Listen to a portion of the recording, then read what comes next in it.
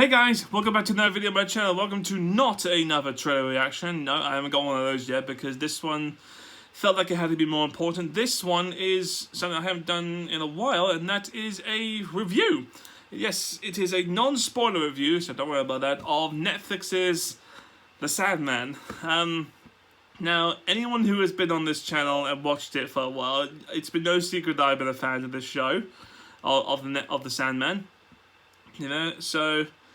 You know, I've literally followed it from like the day it was announced, like to the day when like they announced the cast, the little snippet of what they could give me, to like the teaser trailer, to the actual trailer, to to everything. I have followed it through on this channel, in the subsequent videos, and I felt what better way to cap it off than to do like an actual review of the show, because of course, by the time of this recording, this came out 2 days ago.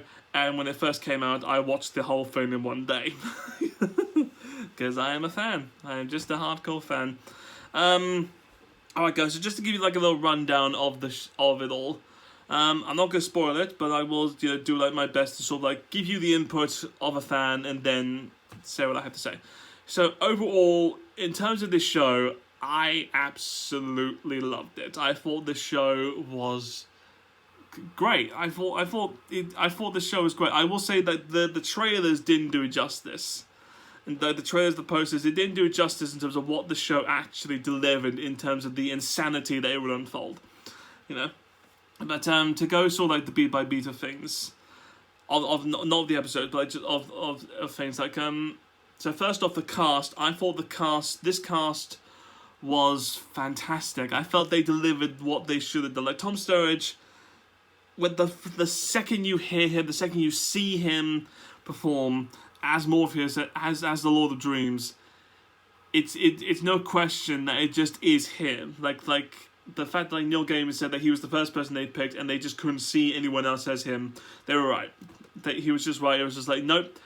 The second I saw him, like the first episode, it was just like, he's Dream. It's just what it is. Like, this guy looks the part.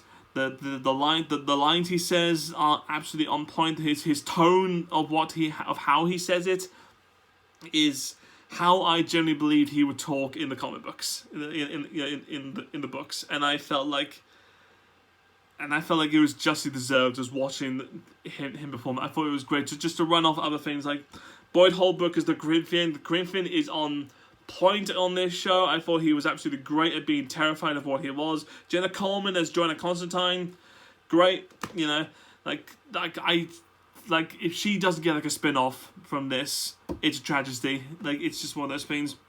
You know, just like and I mean, like the cast in this is so much more. Gwendolyn Lucy as Lucifer Morningstar, I felt killed it. She absolutely killed the role as like the Lord of Hell.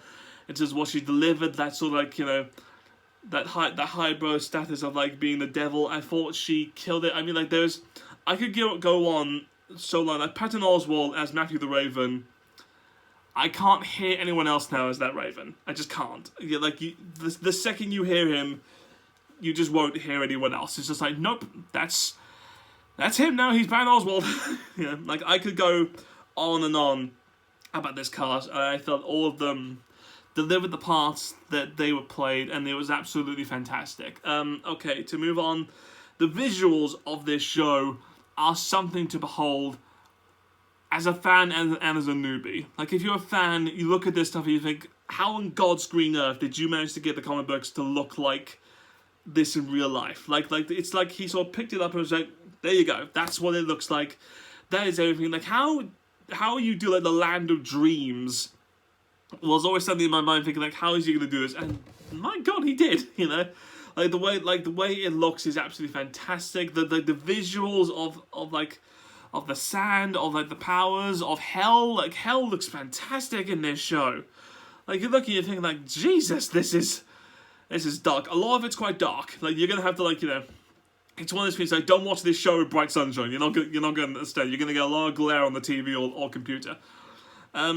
But the effects in this are absolutely fantastic, because if you know Neil Gaiman goes big on like the visuals. I thought it was good. In terms of the faithfulness to the comic, I personally have someone who's read them all, so I know what happens, because that's just the case. And I felt like this show is very faithful to what it is. I mean, probably because Neil Gaiman's a part of this. He's a producer and they oversaw the entire thing, because of course he did. But it's just like, when there are bits in it that they've changed, just because there are things that they've had in terms of time and such, or like, you know, or like there were certain things, like I said, I won't spoil, things that they did that they changed that weren't in the books, that I was like, oh, okay, like I you know, like there were some things that changed unnecessary, that they had to, and other things where I was like, okay, you didn't have to change that, but I get it, you know, like, okay, you know, I you know, I'm all down for it, you know, like there were things where I was surprised that they changed, and things they didn't, but I was like, it's not, like, the changes aren't big enough to make a fan go, oh, that's it, they ruined it. I don't think they ruined it. I think they kept it on course into what it was, you know, like the actual stories in it, the stories that you and I know as fans that we want in there, they're in there, and they are the way that you want them to be. They are filmed. They are great. You know, like I mean, just going off. I mean, it's like just to reiterate, Mason Alexander Parker's Desire killed it. Like how you managed to look like the part, just like in the book, is a miracle. And just I mean, sorry, I have the thing here, and I mean, God, I mean, just Kirby as Death. Death is who I saw it as her, and I went, yep, that's just it.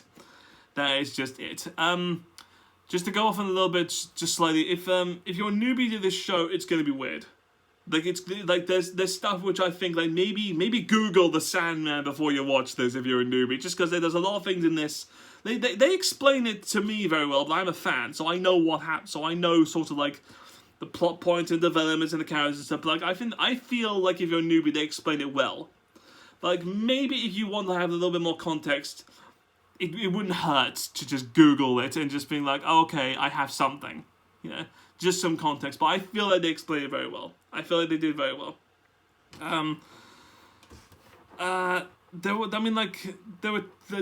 tone of it, I feel like they delivered because it's supposed to be what it's supposed to be. It's supposed to be dark. It's supposed to be like broody. Like, you're not following like a happy character. Like, you're following this huge monotone Lord of Dreams through his journey to all these places, and I feel like they deliver in terms of what the tone of the comic books was, in the sense that it's weird and crazy, but overall you just love the people. Like, because that's what the show is down to. It's down about people. It's down about an actual, like, who you are in terms of what you do, yeah, and how, like, are you willing to adapt or change? Like, do you change or die? You know, and I felt like they delivered in terms of what this show is supposed to be. Yeah, but yeah, so hopefully, if you are newbie to this, I highly recommend you watch this. Just because like, it's absolutely crazy. Like, this is a show in Netflix, I think, put a lot of heart and soul into this. Was like, we need this to be perfect. Because like, if anyone's watched the background, this has been going on. Like, this is something which has been deemed unfilmable. Like, it's just one of those books where it's just like, you can't film it. And to my astonishment, they have, and I absolutely love it. I absolutely think it's great. You know, blind bias, I'm a fan.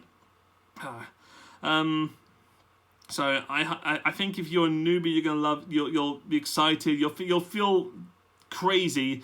But I think if you're a fan and you know the books, there'll be plot points and bits and pieces where it's like, okay, it's weird, or you've changed things, or hey, you made things that's a bit different. But I think overall, you're going to be satisfied. You're going to be absolutely satisfied with what this is. As a great adaptation to a great comic book. Alright guys, that's it for this video. That's it for this review. I mean, I'm not going to give a rating. If I were, maybe 9 out of 10. I'll do that. You know, or even 8.5. I don't know. But guys, thank you so much for watching. You know, it's been fun to go on this ride with you with the Sandman. And I hope to see you guys soon with another video, another reaction, if there is one. And, you know, thank you so much, guys, for watching. And I'll see you next time. So, till then, bye.